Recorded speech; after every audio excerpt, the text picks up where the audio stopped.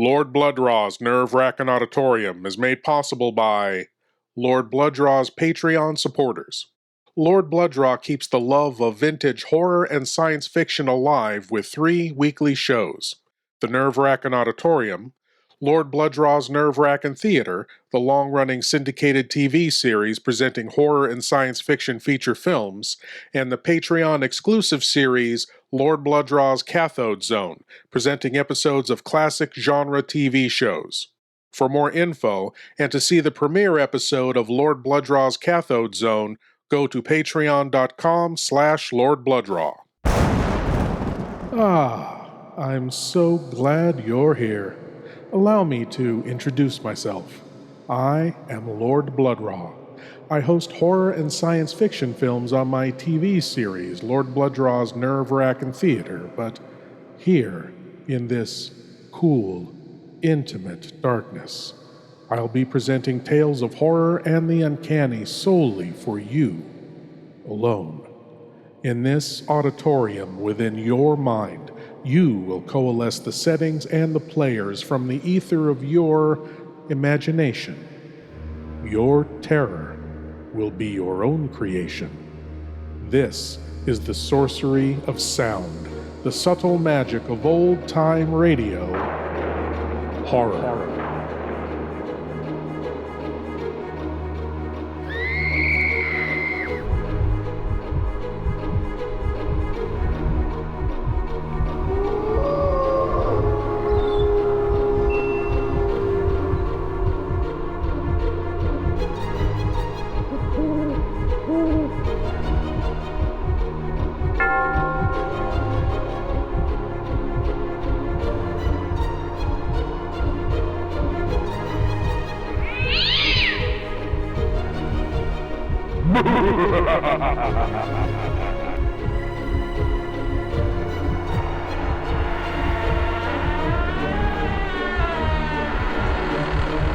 Please leave your eyes at the door.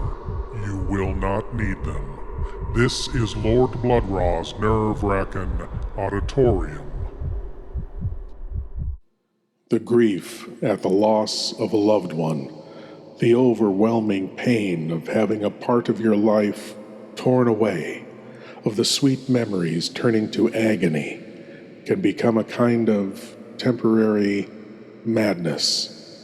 Most make their way through this pain, mourn their loss, and, over time, carry on. Some cannot. They become trapped in the grief, torturing themselves with visions of the lost one, and they would shake the foundations of reality itself for one more moment with their beloved, at any cost. Here from Quiet Please comes the tale, My Son, John. Quiet, please. Quiet, please.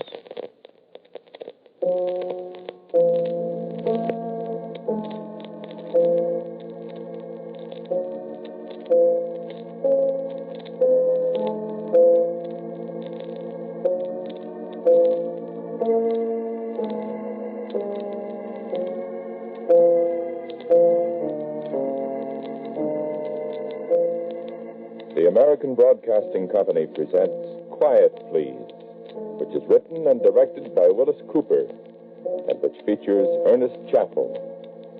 Quiet, Please for today is called My Son, John.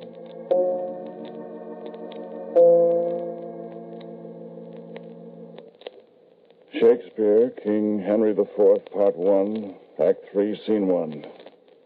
Owen Glendower, the Welsh warrior, says, I can call spirits from the vasty deep. And Hotspur replies to him, Why, so can I, or so can any man. But will they come when you do call?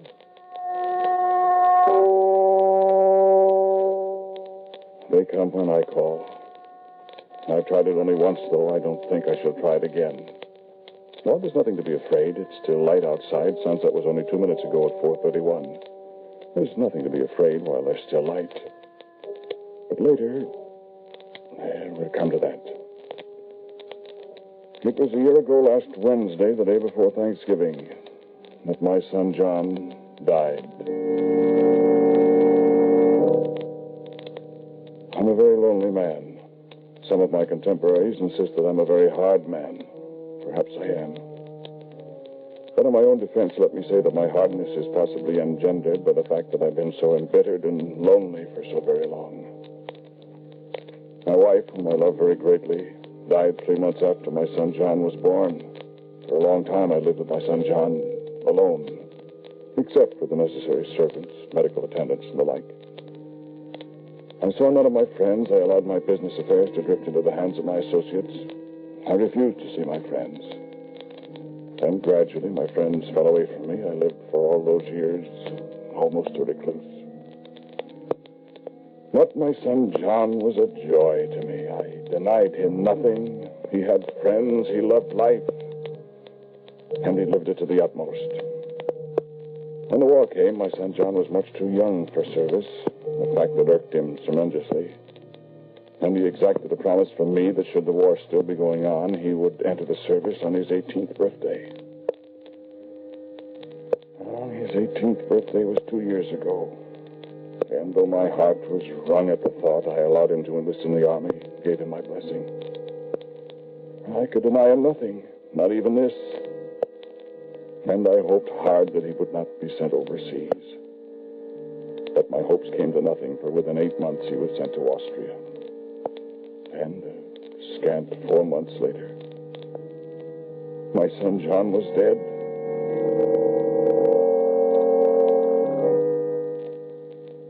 I shall not try to describe to you my grief.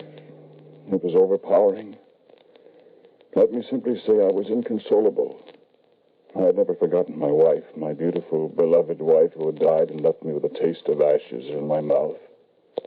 But she had left me my son John as a consolation.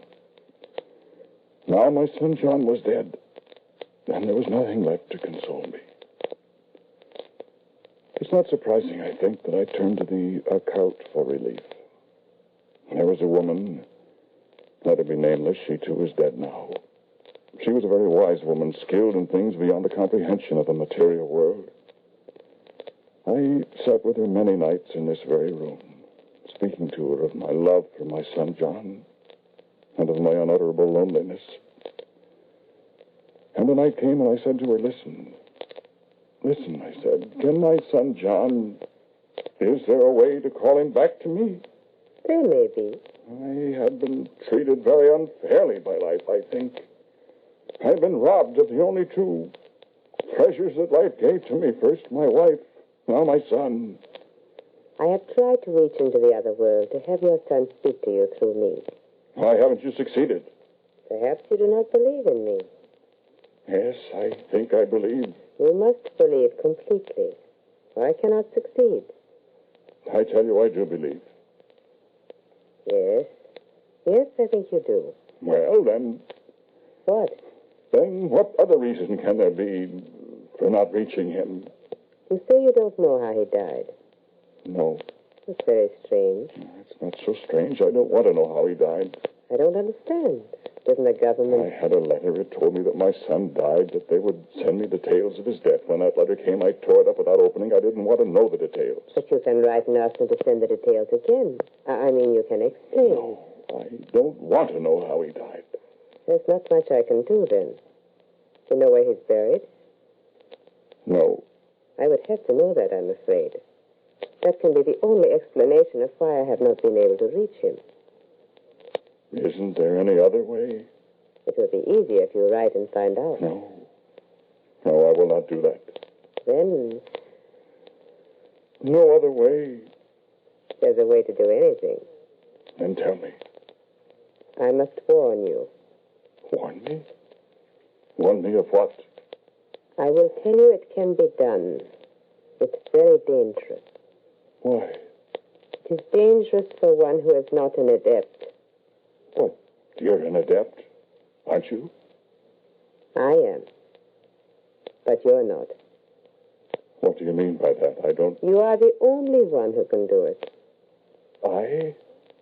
I can do it? Yes. How? How then? Listen to me. I can teach you.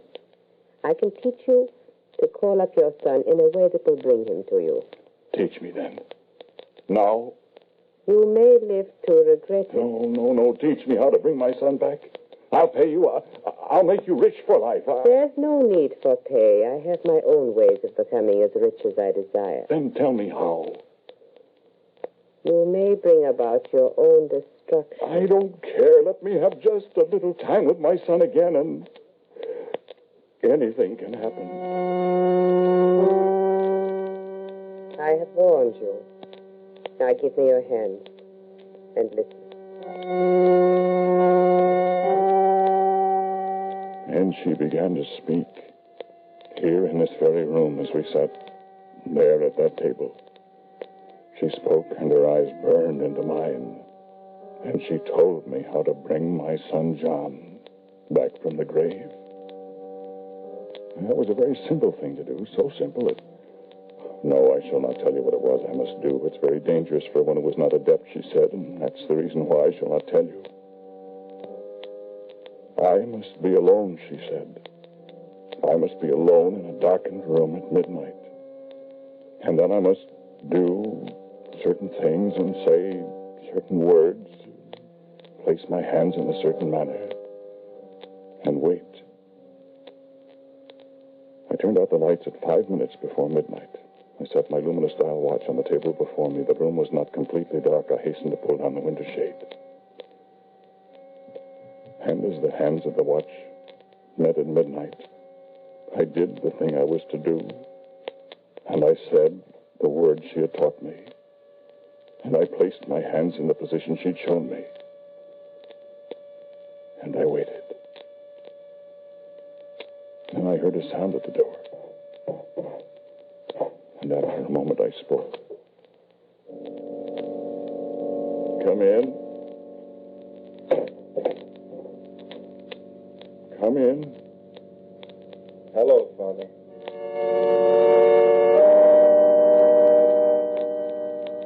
In the dark, in that blessed darkness, my son John's voice. I could not find my own voice for a long time. But John spoke again. I could prevent her calling me, Father, but when you called, there was no other way. John... Yes, Father. I have come home. I did do it then. Yes. And nothing happened. She said it was dangerous. You haven't seen me yet, Father. Turn on the light. No. We'll talk first. Talk? Oh, John, it's a joy to hear your voice. I'm not happy about this, Father. You should have left me where I was. No, John, if you can imagine the loneliness, the terrible... Yes, I can imagine. And you're not glad I called you? No, Father. I'll see that you're made happy, John. You'll have everything your heart can desire. How do you know I didn't have everything I wanted before you called me? What? Oh, I mean, were you happy? No. No, not happy, but I did have... Now, I don't know. John, where were you? Where were you, John? Father, I deserted from the army. You deserted? Yes. Well, if you deserted, it was for a very good reason, I have no doubt. No, it wasn't. Do you want to tell me? Wait, let me turn on the light. I want to see you. No, don't, Father. Let's just sit here in the dark for a little while. Time enough for the light. But I want to see you. We'll talk first. Well, but I really had no intention of deserting at first, Father. I had 2 days' leave, and I went exploring. Were you... I mean, did the guards or... No. No, I was in a part of the country where I wasn't supposed to be, of course, but everyone was very kind to me. Well, what... I was walking along a mountain road early in the evening. I didn't know exactly where I was. Then I saw the lights of a big house a mile or so ahead of me. And I decided to stop there and see if they could put me up for the night. Did they? No. Just as I turned into the driveway that led up to the house, a dog came running out from the shrubbery. Before I knew what was happening, I'd been knocked down, and the dog was at my throat. Oh, John, oh, horrible. In the morning, I woke up lying by the side of the road. I was pretty weak. And I tried to call out, hoping somebody in the house would come out and help me, but I couldn't see the house. And The thing had dragged you away. after a while, I felt strong enough to stand up, and I staggered down the road. And a couple of Russian soldiers in a jeep picked me up, and somehow or other I got back to where I was stationed. My poor boy. But now, John... And I died 2 days later. And then I woke up in the house, the big house I'd seen when the dog attacked me. And I was lying on a couch, and the dog... It wasn't a dog, Father. It was a wolf. The wolf was sitting alongside me, talking to me. So I stayed there all the time, except at night, until you called me. John, weren't you... I mean, didn't you... Didn't they tell you in the letter, Father, that my body disappeared? I didn't read the letter. You should have. Perhaps you wouldn't have done this then. Because now I can't be dead. Unless, Unless... well, there's a way. But you wouldn't. Something I can do, you mean? Yes. Tell me, John. Tell me so that I mean, if it's something that I might do inadvertently, something I might do without thinking, I'd want to know so I wouldn't do it. No, Father, this is something you can't do inadvertently. Are you sure? Yes. Yes, I'm sure. Do you want to tell me more? So we can... It's been so long, John. We can do so many things together. Shall I turn on the light now? Have you got used to being back? We'll have to turn them on eventually, won't we? Why, of course, I can't see you in the dark. I can see you. You can. You haven't changed much. I'm thinner. I've changed. I suppose you have, but... Will you turn on the light, John? I can't get up, you see. The shock of your death, you know. I had a little stroke. I'm sorry about that. But now you're back, maybe it'll be better. Oh, John, it's so good you're back again. Turn on the light. Please. Well, shut your eyes. You can open them after I've turned on the light, when I tell you. All right. Keep them closed. Now, open them. I opened my eyes, and I didn't believe what I saw. For my son John was not in the room with me, but a great, lank, gray wolf stood beside my chair, stared at me curiously, with the eyes of my son John.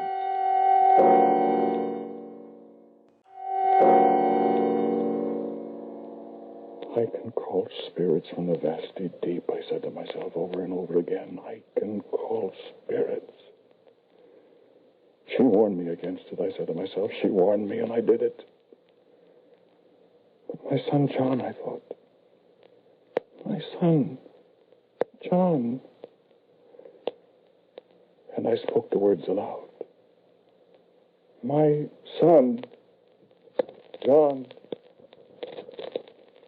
And the wolf came over to me and laid a paw on my knee and spoke to me. I'm sorry, Father.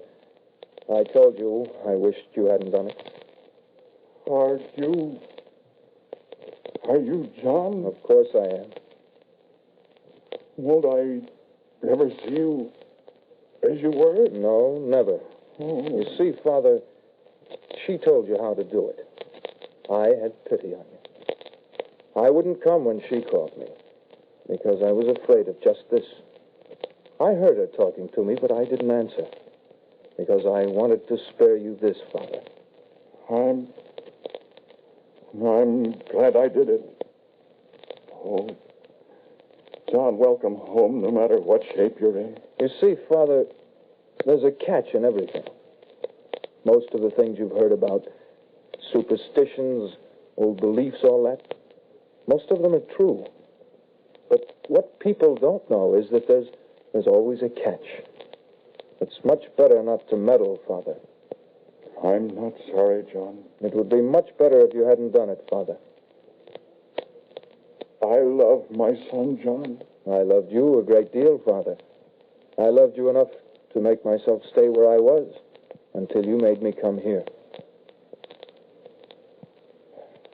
What can I do for you, John? Nothing, Father. There must be something. Well, you are alive, aren't you? Well, I mean, would you like something to eat, perhaps? No, not anything. Well, I came as a wolf because I was more used to being a wolf than anything else.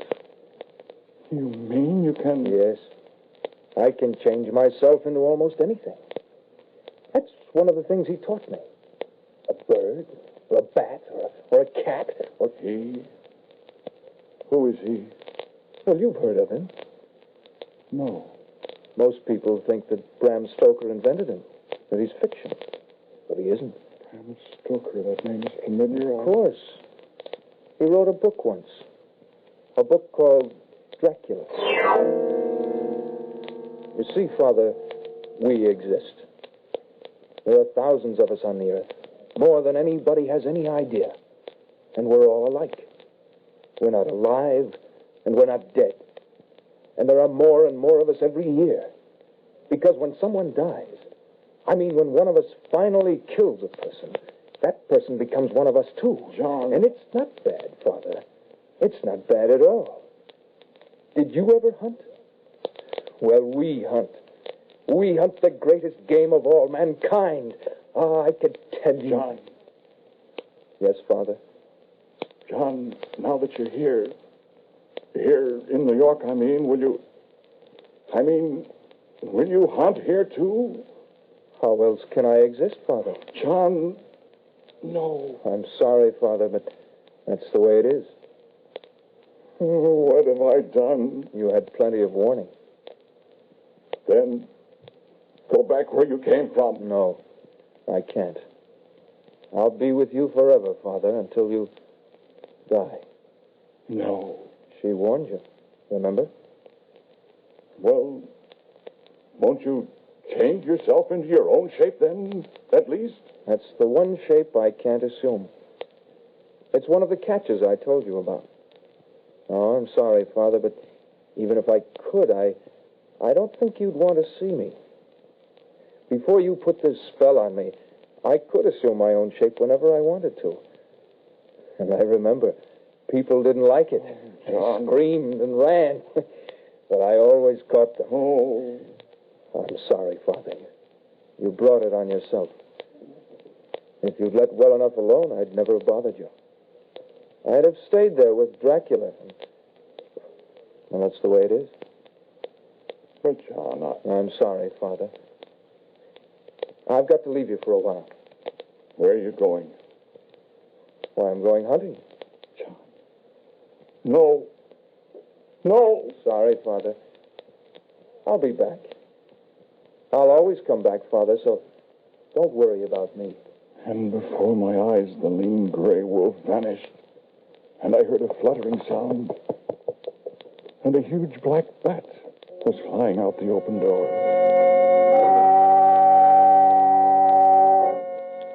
I endured my son John in numb horror for so long.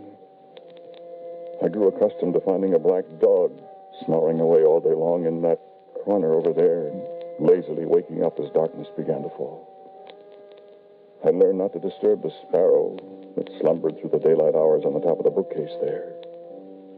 Sometimes he was that same gray wolf, lying there under the window from sunrise to sunset, growling a little in his sleep, yawning widely as he awoke, his red mouth and cruel long fangs gleaming in the lamplight.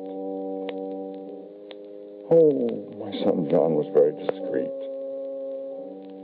It was a long time before I began to notice in the papers the stories of lonely people about the city and suburbs being attacked by a ferocious great gray dog or clawed by a huge tomcat. But the stories appeared from time to time, and I knew. My son John spent less and less time with me in the nighttime, although he was always there asleep during the day. And slowly a conviction grew within me. A conviction that I, the bereaved father, I, with the best intentions of a disordered mind, I was responsible for these murderous attacks. For had I not summoned back to my side This ravening horror that was my son, John.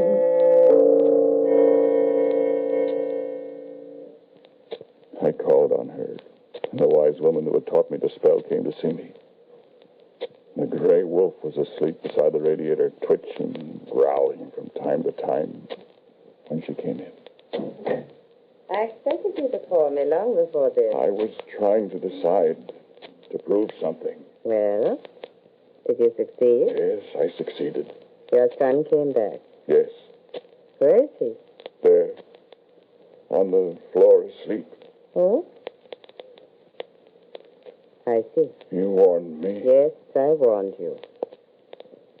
Do you know what he is? Yes, of course, a vampire. He says he can't be killed. So? You've been reading about the attacks on defenseless people. I know about them, yes. What can I do? He says he cannot die. He said that. Oh, he said there was a way, but I wouldn't do it. Don't you know the way? Of course not. Did you ever read Dracula? No. I see. Well, probably you wouldn't do it. What is it? Your own son, whom you loved. Tell me. No. You do it. Not I. Not I. I gave you the spell. I can protect myself against vampires. I have nothing to fear. But these other people, the ones who... I'm not concerned with them. But you are. Oh, I've done a terrible thing. Tell me what to do. Do you think you can do it? I will do it. You will drive a wooden stake through his heart while he is asleep? Oh, John. Oh, John, my son.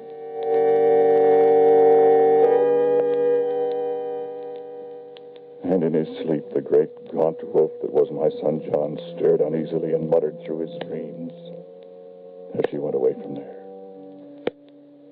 I wheeled myself over to the bookcase. Surely I remembered a copy of Dracula there.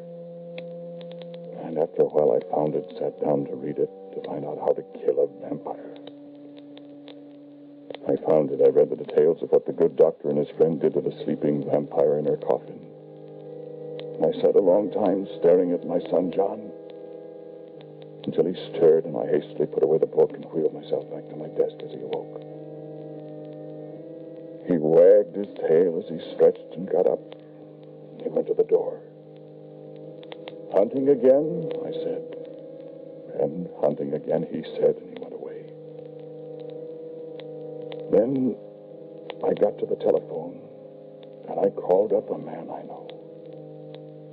And after a while, he brought me, not without wonderment, a hatchet, and a heavy butcher knife, and a great sack of garlic. And I sent him away, and lay down to wait till dawn, till my son John should appear again, and lie down to his last sleep. But it was only 3 o'clock in the morning when I heard the patter of feet in the hallway, and in a moment the door opened quietly, and a little white Celium romped in and jumped up on my bed. My son John was home early. Well, Father, Yes, son? I wasn't asleep this afternoon. What? I heard what she told you to do. I watched you go to the bookcase and get that book and read it. John. You were reading How to Kill Me. Well, John, Well, you remember she said she knew how to protect herself against vampires. Yes. She didn't. John, what? She won't bother me anymore. What did you do? I killed her. Oh, no. I was a lion, and I clawed her, and I bit her. Now she's one of us. And she's sorry she told you how to kill me. Aren't you, dear? Of course, darling. And I looked, and a tiny white cat sat on the foot of my bed, washing her face demurely with an elegant paw. And I reached for my son's throat, and the little cat sprang at me with a wild yell. But my son John pushed her away and sat there for a moment, laughing at me. And then he settled down beside me, and he said, "Father." And I listened, and listened, and listened. And once in a while, she put in a word, too.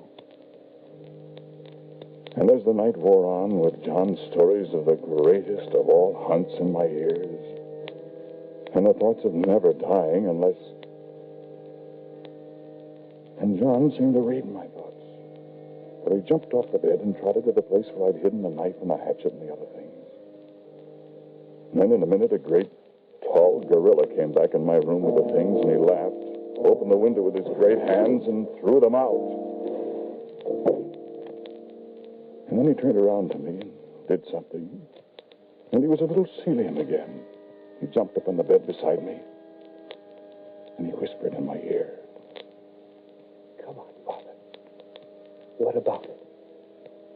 And I said, well, at least I'll be with my son forever and ever. And it sounds like a better life than sitting in a wheelchair and feeling guilty. And I said, do you feel guilty, son John? Not at all. Do you? Of course not. Well then, will it hurt much?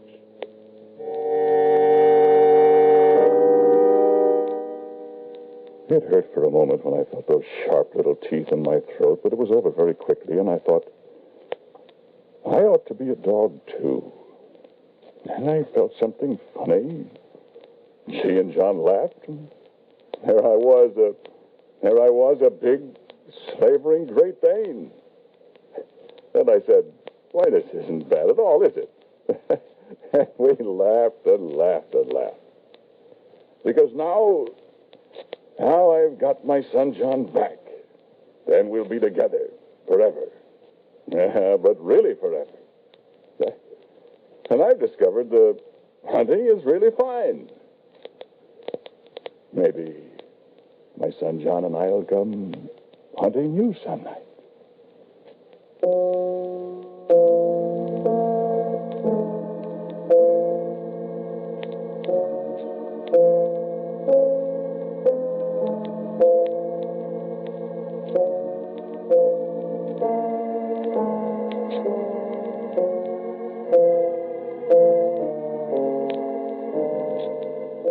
The title of today's Quiet Please story was My Son John.